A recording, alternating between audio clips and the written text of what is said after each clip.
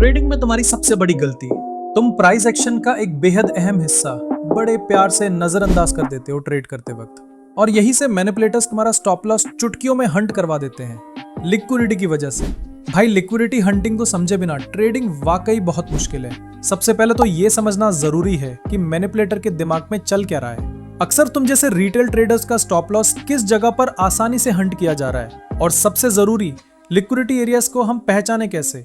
मेरे trading career की शुरुआत में इस चीज को ना समझने की गलती मुझे बहुत भारी पड़ी थी, लेकिन आज मैं तुम्हें वो कॉन्सेप्ट समझाने वाला हूँ जिन्हें समझने में मुझे पूरे 3 साल लग गए थे। इसलिए कम से कम ये 6-7 मिनट की वीडियो पूरी देखो, ये तुम्हारे ही फायदे की बात है। चलिए सबसे पहले देखते हैं कि तुम गलती क्या करते हो, फिर देखेंगे कि तुम्हें असल में करना क्या चाहिए था, और फिर हम डिफरेंट टेक्निक्स को एडवांस एग्जांपल्स के साथ स्टडी करेंगे। अब ध्यान दो, तुम प्राइस को किसी इंपॉर्टेंट जोन के पास आने का इंतजार करते हो।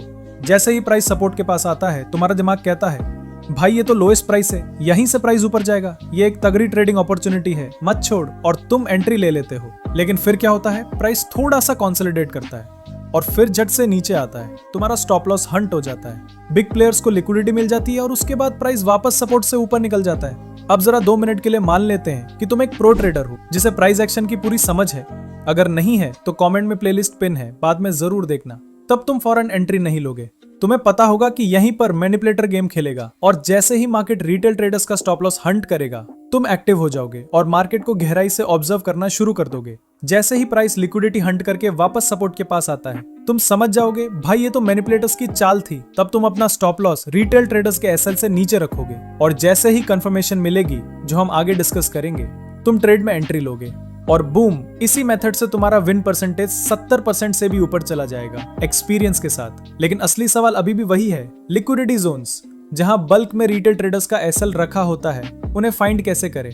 बस यही चीज अब हम डिटेल में डिस्कस करेंगे। देखो दोस्त, ऐसे ही ट्रेडिंग हैक्स मैं अपने पर्सनल एक्सपीरियंस से शेयर करता रहता हूँ, तो सब्सक्राइब जरूर कर लो ताकि ऐसी वीडियोस तुम्हारे पास पहुंचे और मेरे एक्सपीरियंस से तुम्हें भी कुछ फायदा हो सके। सबसे ज्यादा पूछा जाने वाला सवाल यही होता है, आखिर लिक्विडिटी किस चीज का नाम है। अगर आपको चार्ट पर लिक्विडिटी को सही से ढूंढना है तो पहले इसे आसान शब्दों में समझना जरूरी है।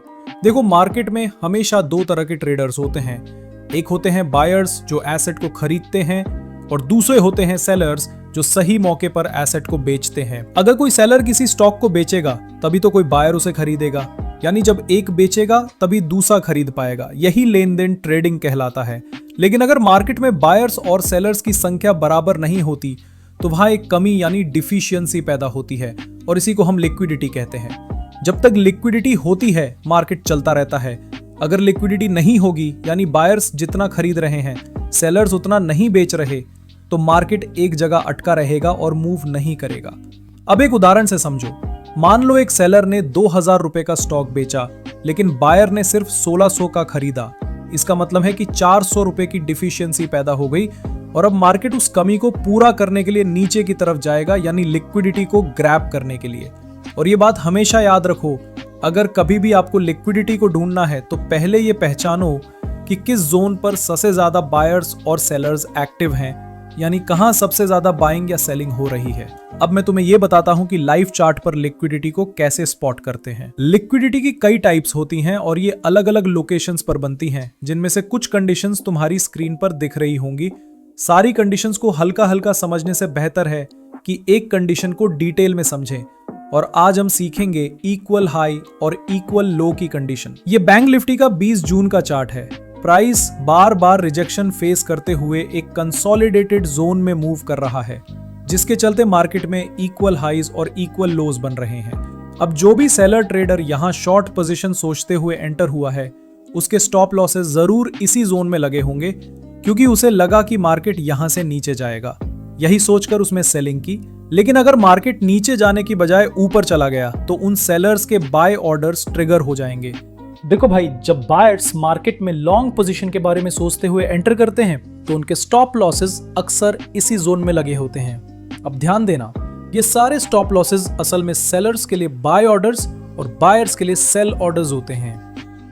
अब इन दोनों ट्रेडिंग जोन्स के बीच के इस एरिया को हम प्राइस इम्बैलेंस कहते हैं। और याद रखना, ये एक नो ट्रेडिंग जोन होता है, मतलब गलती से भी यहाँ एंट्री मत लेना। ना तुम बायर्स की तरफ होगे और ना ही सेलर्स की तरफ। अगर तुम मार्केट के इस प्रिंसिपल को याद रखोगे तभी आगे चलकर फायदा होगा। इसलिए अगर आप बायर हो तो नीचे से ही बाइंग पर फोकस करो, और अगर आप सेलर हो तो ऊपर से ही अपनी पोजीशन बनाने के बारे में सोचो।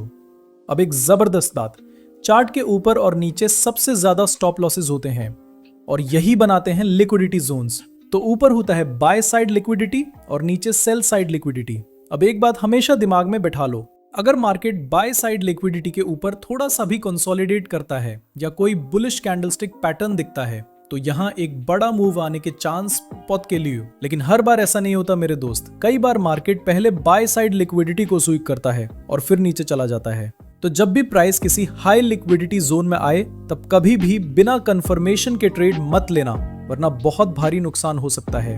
क्योंकि अक्सर क्या होता है, इंस्टीट्यूशनल ट्रेडर्स इन ही जोन्स में रिटेल ट्रेडर्स को फेक ब्रेकआउट के जाल में फंसाकर अपना प्रॉफिट बुक करते हैं। फेक ब्रेकआउट्स पर मैंने एक फुल मास्टर क्लास चैनल पर अपलोड की है, जरूर जाकर देखना। अब सुनो मेरे भाई, आज जो सीखा वो कोई मुश्किल चीज नहीं थी और मैं हमेशा यही कहता हूं, कम से कम इस स्ट्रैटेजी से 5 ट्रेड्स करो। हमारा सबसे बड़ा प्रॉब्लम यह है कि हम एक के बाद एक स्ट्रैटेजी सीखते रहते हैं लेकिन कभी उन्हें प्रॉपरली इंप्लीमेंट नहीं करते। तो मैं तुमसे कहूंगा, सालों ट्रेडिंग को आसान बनाओ। प्रैक्टिस नहीं करते और फिर कहते हो कि ट्रेडिंग मुश्किल है। अब जाओ, कम से कम 10 ट्रेड्स करो इसी कॉन्सेप्ट पर और फिर कमेंट्स में बताना कितने सही निकले। अगर 10 में से 6 ट्रेड्स भी सही निकले तो समझो तुम प्रॉफिट में रहोगे। अगर वीडियो पसंद आया तो चैनल को सब्सक्राइब जरूर करना ताकि इसी तरह के वीडियोस तुम तक बार बार पहुंचते रहें और तुम्हारी ट्रेडिंग जर्नी और भी मजबूत बने। अगर कोई और इंपॉर्टेंट टॉपिक है जो समझना चाहते हो तो कमेंट्स में जरूर मेंशन करना। अब मिलते हैं अगले वीडियो में।